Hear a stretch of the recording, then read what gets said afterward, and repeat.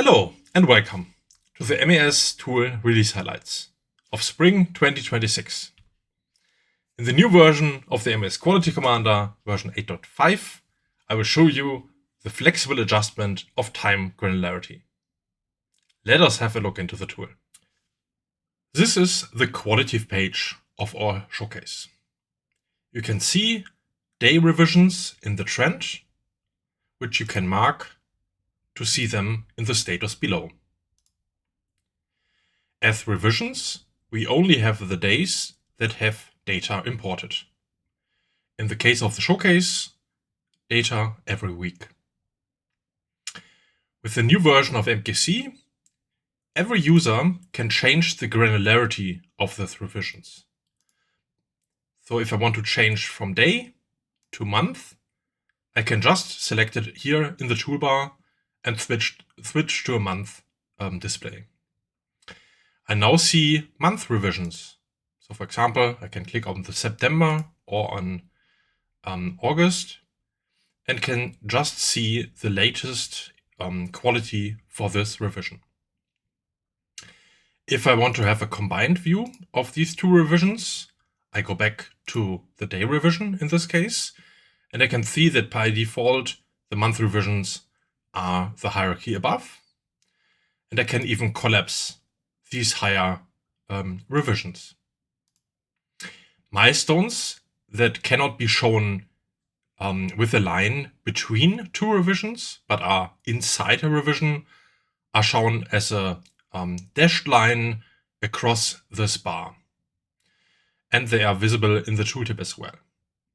You can see the position of this dashed line matches the position of the milestone inside this revision. By having the flexibility to change the granularity on the fly, each user is able to see just the detail of time data they need. Most of the times, you would probably want to see the latest data in a higher granularity than older data. Let's have a look at options of the trend visualization. They are expandable here with a simple click to options. And we see that we can select the parent revision granularity, like I mentioned before, and we can set it even to something like quarter or year. Of course, it can only be one that is higher than the current base revision granularity. Additional to that, we have the ability to see all revisions, so even times that have no data. And with this, we can get a complete timeline of our project. For the showcase, it's not really that important because our revisions are spaced equally across weeks. But for many projects, you will have data that is sometimes coming for every day in a week, and then you have no new data for a while. So if you want to see your real timeline, you can enable to see all revisions. Let us have a look at the new granularity that we introduced with this release, which is the time granularity. Normally, having revisions by day is the preferred way to see your project over time and even look at the latest quality of your day. But if you're a developer, you might want to see more data.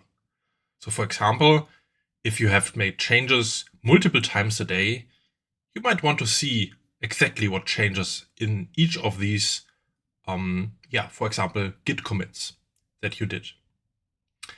With time granularity, you can see that for this day, the 3rd of August, there were two data points, one at 17 o'clock and one at 19.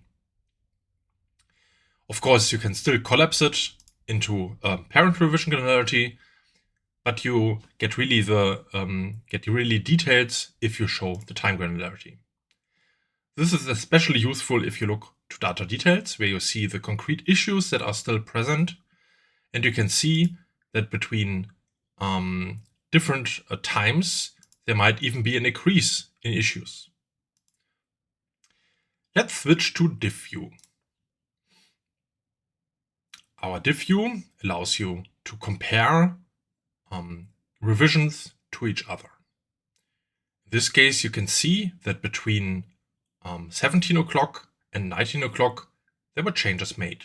So we got new issues and removed issues, and we can specifically look at our times to see what changed in detail. This can, of course, also help us for our quality. So how much did this improve our project? And yeah, we can see a lot more details if we look at the time granularity. At the same time, we can, of course, also have a different comparison, for example, to the week or to the month. So if we want to compare every single revision to the last or to the beginning of the month, we can do so. So we can see that here the month starts here in revisions at the 9th of September, and each revision improves or decreases it further until the end of the month. So here it grows over the month.